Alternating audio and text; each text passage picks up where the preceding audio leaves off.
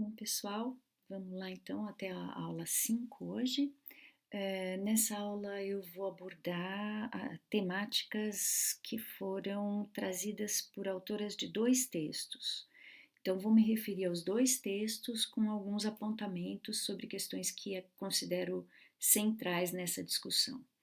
Bom, nós já vínhamos discutindo nessa unidade, este é o último texto da unidade 1 da disciplina, e nós já vínhamos discutindo as questões relativas ao que é educação, pedagogia, didática, e este texto aprofunda um pouco isso, e especialmente o texto de Franco, que vai falar das práticas pedagógicas, ele traz elementos um pouco mais aprofundados sobre o caráter político das práticas pedagógicas. E é isso que eu gostaria então de ressaltar com vocês agora.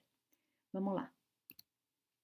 Bom, o primeiro texto, que é da Terezinha Rios, cujo título é Ensinar o Mundo, ele traz algumas definições que eu elenquei aqui, mas que já foram trabalhadas no texto anterior, em alguns textos anteriores também.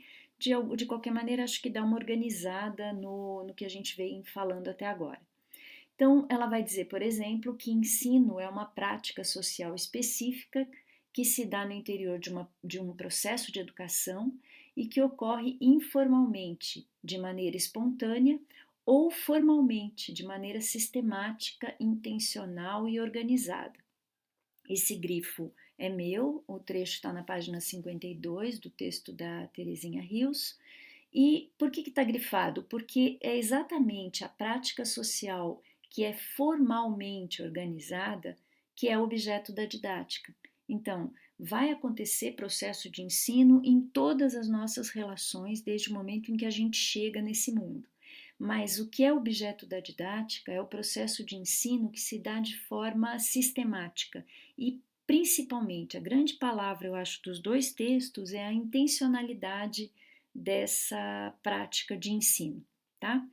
Bom, então o ensino se volta à educação que se desenvolve no ambiente escolar. Então, o ensino que é objeto da didática está olhando especificamente para esse processo no ambiente escolar e que pressupõe a definição de objetivos, organização de conteúdos e uma proposição de avaliação.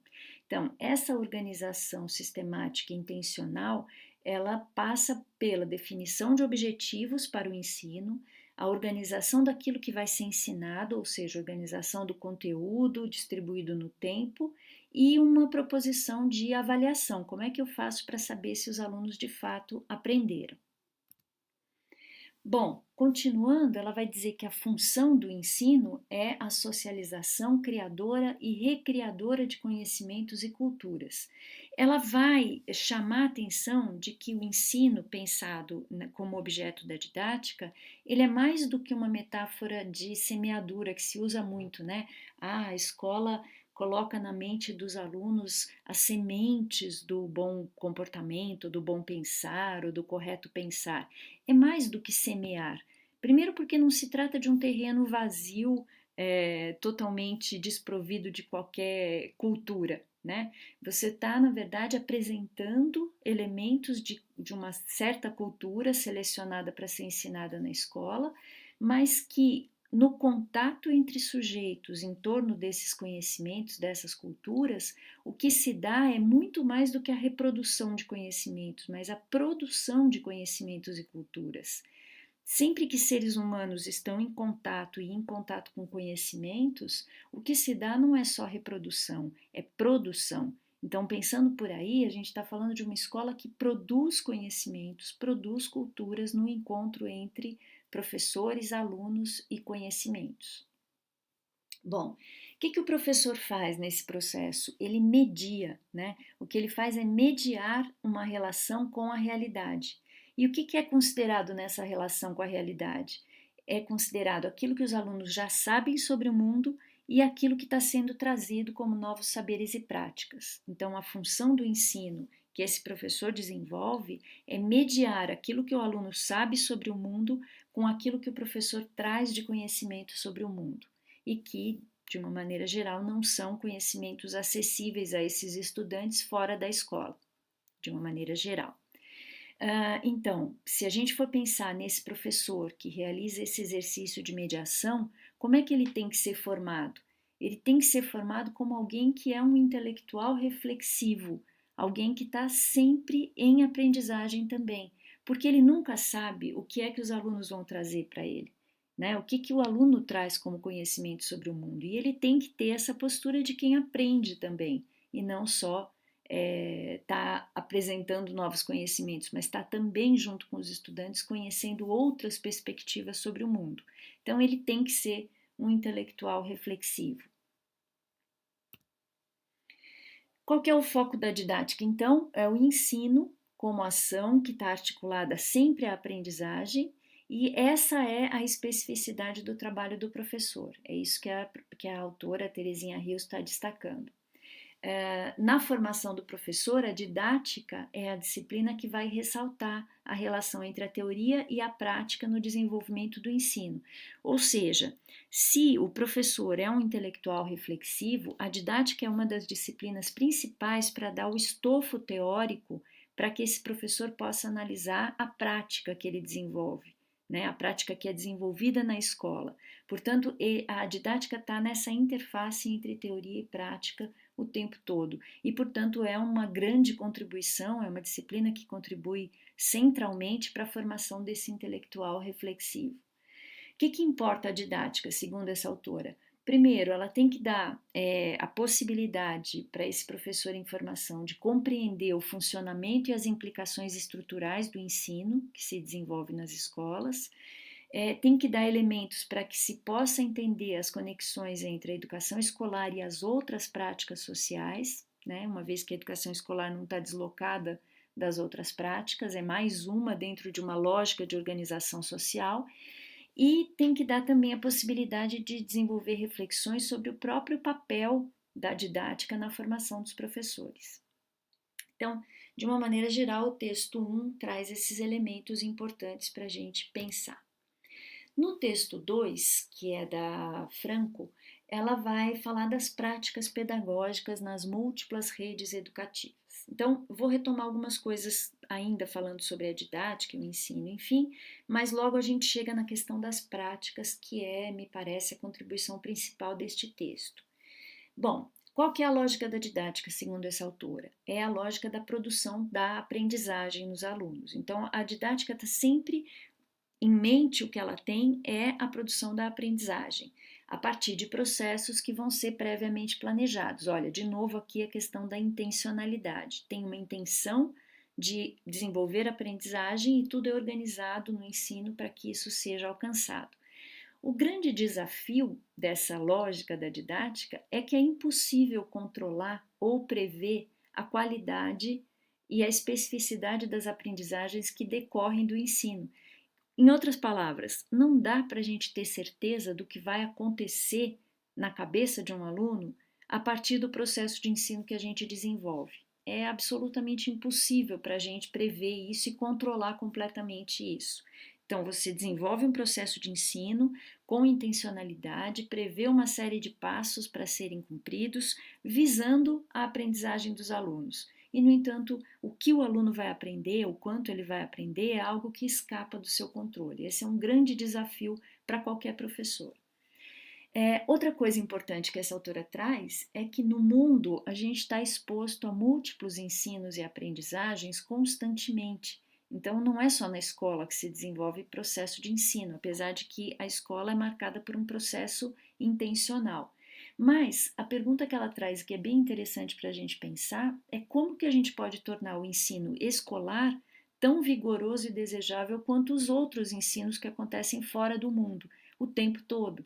Como fazer para que o que acontece na escola ser também alguma coisa desejável e não só o que está fora dela, né?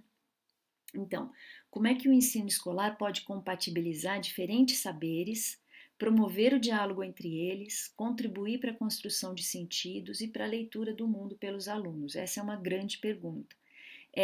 Na verdade, vejam que toda essa ideia de compatibilizar diferentes saberes, promover diálogo, contribuir para a construção de sentido e para a leitura do mundo, tem a ver com o que a outra autora chamou de atividade de mediação que o professor desenvolve, né? Então, Voltamos a essa ideia da especificidade do trabalho do professor. Ainda nessa ideia, né, de especificidade do trabalho, a autora fala um pouco da identidade do professor. E ela vai dizer que o professor é um desencadeador de processos de aprendizagem e um acompanhador das possibilidades de retorno da sua própria ação no desenvolvimento do ensino. Esse esqueminha aqui é interessante para dizer o que ela fala que é a marca da identidade do professor. O que é o trabalho do professor? Então, ele desencadeia um processo de ensino, ele acompanha esse processo, ele tem um papel de vigilância crítica, que não é especificamente vigilância no sentido mais negativo que a gente associa a ele. É vigilância para que a gente, na prática de ensino, não se afaste daquilo que é a intencionalidade prevista para essa prática. Depois, ele, a partir disso que ele está desenvolvendo, acompanhando, vigiando criticamente, ele recompõe as próprias escolhas em torno do ensino e depois ele readequa o que ele planejou para novamente desencadear processos, acompanhar, vigiar. Então, esse ciclo é a marca da identidade do professor. Em cada um dessas etapas desse processo, o professor está amparando as suas escolhas em perspectivas críticas que ele tem na sua formação, tanto inicial quanto continuada, né? Então, esse é um processo que marcaria, então, para essa autora a identidade do professor. Bom, aí ela entra na questão das práticas. Então, são práticas para dar conta dessa complexidade da tarefa de ensinar.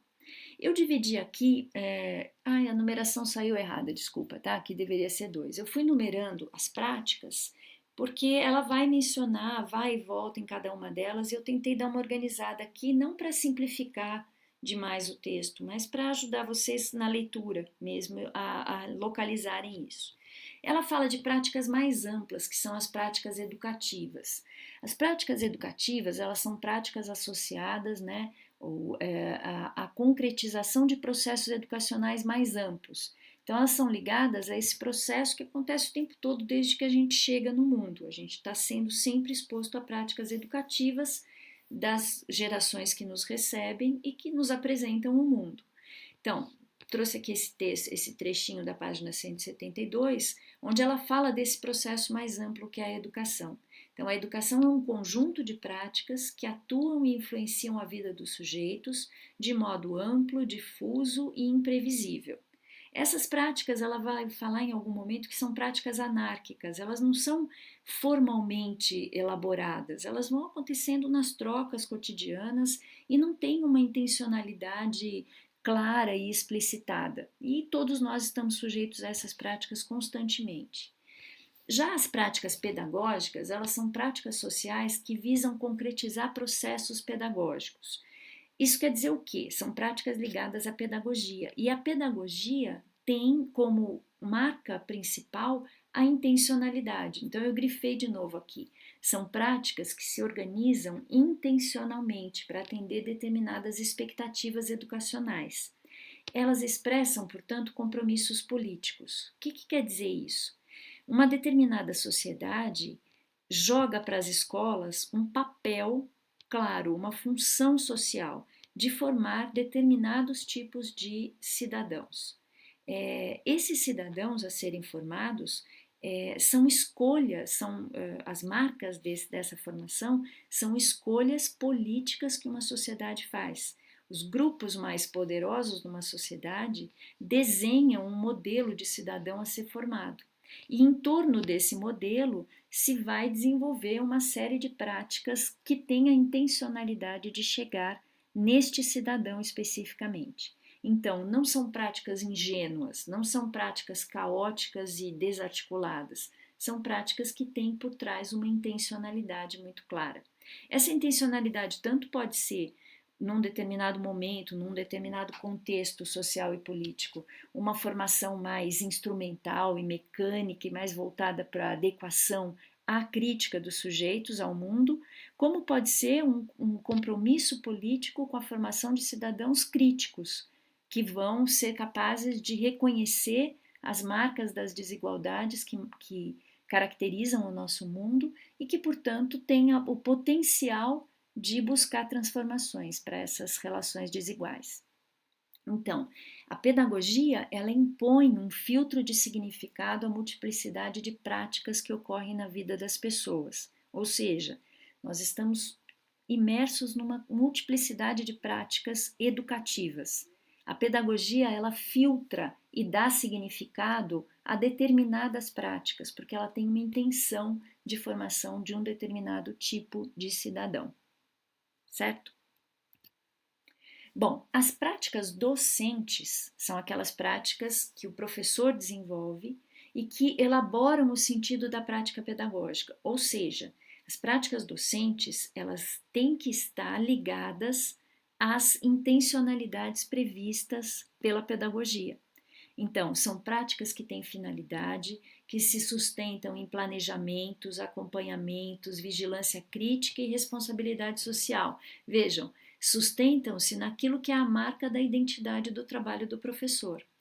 Então, não é da natureza de uma prática docente ser avulsa, desconectada, ou seja, não é da natureza de uma prática docente ela não se fundamentar naquilo que é a intencionalidade das práticas pedagógicas. Então, isso quer dizer que nem sempre uma prática docente é uma prática pedagógica. Ela só vai ser uma prática pedagógica quando ela estiver inserida na intencionalidade prevista para a sua ação. Então, uma prática docente, ela passa a ser uma prática pedagógica quando ela de fato assume a intencionalidade prevista para a sua ação. E todo o trabalho do professor em torno do planejamento, do acompanhamento, da vigilância crítica, vai estar voltado para essa intencionalidade que foi prevista. Aí ela se torna uma prática pedagógica. Vejam, esse trecho aqui é interessante. Por entre a porosidade das práticas e a vigilância crítica da pedagogia, constitui-se um campo tensional por onde circula a educação. Essa é um trecho bastante interessante. Você tem uma multiplicidade, uma porosidade de práticas educativas, você tem uma vigilância crítica da pedagogia, que vai buscar sempre a articulação com a intencionalidade prevista, e nesta articulação entre as práticas mais espontâneas, mais caóticas, mais anárquicas e a vigilância crítica da pedagogia se constitui um campo tensional por onde se desenvolve e circula a educação. Então, as práticas pedagógicas, elas se caracterizam por adentrar a cultura escolar, elas se expandem na cultura social e elas modificam a cultura social, sempre em torno daquela estrutura e daquela intencionalidade prevista, ou seja, sempre de acordo com aquele modelo de cidadão a ser formado numa sociedade, num certo momento, num certo contexto histórico e político. As práticas pedagógicas, elas pressupõem um coletivo composto por adesão, negociação ou imposição. Isso quer dizer o quê? Que aquela intencionalidade, aquele modelo de cidadão que está sendo colocado como o eixo articulador da prática pedagógica, ele pode ser colocado para um coletivo que vai ser convidado a aderir a essa intencionalidade ou negociar perspectivas em torno dessa intencionalidade, ou então vai ser imposto essa forma de pensar o sujeito a ser formado. Tudo isso vai depender do quê? Vai ser mais por adesão, por negociação ou por imposição, a depender do quadro político em que essa prática pedagógica está sendo desenvolvida. Em momentos de mais fechamento, de mais conservadorismo, de mais controle, a tendência é que a gente tenha uma imposição dessas práticas pedagógicas. No entanto, na hora delas serem desenvolvidas, as pessoas modificam as intencionalidades, né? Mas a tendência no momento de fechamento é ser imposto. No momento mais de abertura, um momento mais democrático, por assim dizer, a tendência é você buscar a adesão dos sujeitos, abrir espaços para negociações em torno da intencionalidade prevista. Bom, as práticas pedagógicas expressam interesses explícitos ou disfarçados. Às vezes eles são explícitos quando você tem uma um movimento de deixar claro o que é que a gente quer, por que que a gente quer, como é que a gente vai discutir isso, ou seja, nos momentos de maior abertura, e em alguns momentos, como isso é imposto e não há espaço para negociação, os interesses estão mais disfarçados, mas evidentemente estão ali presentes. As práticas pedagógicas demonstram a qualidade dos processos educativos de uma sociedade e elas condicionam e instituem as práticas docentes. Por quê? Porque os professores, em tese, vão desenvolver suas práticas de forma a se fundamentar pelas práticas pedagógicas, pela intencionalidade prevista para as práticas pedagógicas. Então, essa articulação entre práticas educativas, práticas pedagógicas e práticas docentes, eu acredito que seja a principal contribuição desse texto. Acho que vale a pena para vocês, feita essa leitura do texto e a partir dessa apresentação, pensar um pouquinho nesse jogo entre esses tipos de práticas que a professora Franco traz no texto. Acho que é a grande contribuição. No filme que vocês vão ver para fechamento dessa unidade, que é A Língua das Mariposas, há muitos exemplos de práticas educativas, práticas pedagógicas e práticas docentes que vocês podem aproveitar para tentar articular com esse texto. Então, acho que desta apresentação era isso que eu gostaria de destacar, tá bem? Seguimos por aqui, eu estou à disposição se vocês tiverem dúvidas ou se quiserem deixar para o momento do fechamento da unidade na próxima aula, semana que vem. Abraço para todos!